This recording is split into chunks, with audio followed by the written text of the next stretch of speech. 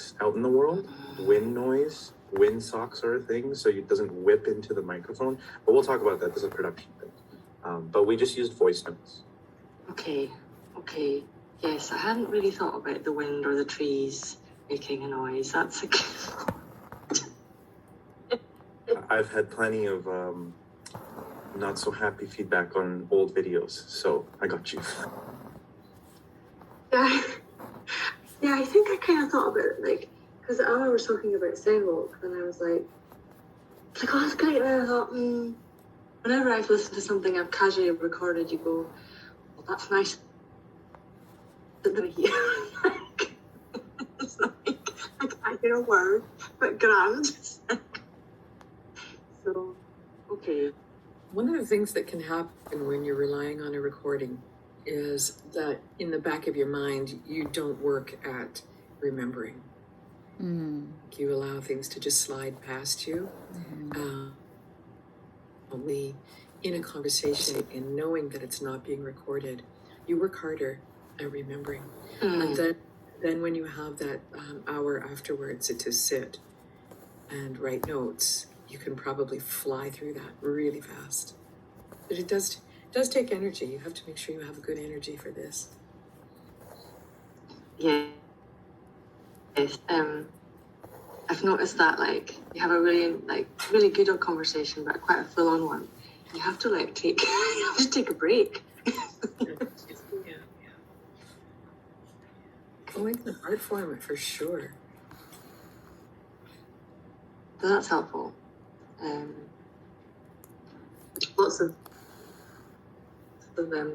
Sarah seems like she'd be a good one to do a wee kind of trial with and just set myself up. I think probably record it on the understanding that it's like,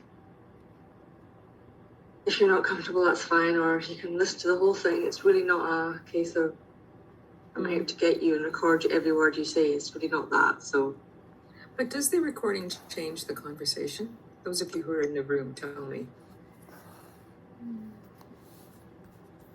When I'm being recorded, I'm always a little bit aware that I'm not just talking to you, Isla, I'm talking to a recording. I become self-conscious.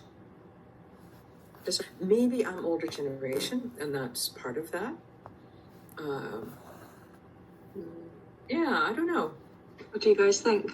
It doesn't bother me to be recorded. I don't think I change my tune very much, but I think the act of sort of going through it and transcribing after can be a little bit onerous. I personally, but you guys know me, I just love taking notes because I find when I'm engaged with something physical, it helps me process information more. And sometimes it's just writing it down in my own words or getting those exact words, or either way, those things really stick in my brain. But that's just me.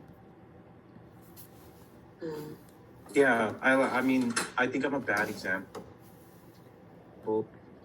This is going to sound so bad, but have PR experience, so I kind of know how to present myself in a public setting, but also very honestly. So I think it's the level of engagement of your conversation might take someone away from that. It all depends on how you're, what's the vibes? If someone's not enjoying it, they're going to be like, oh, but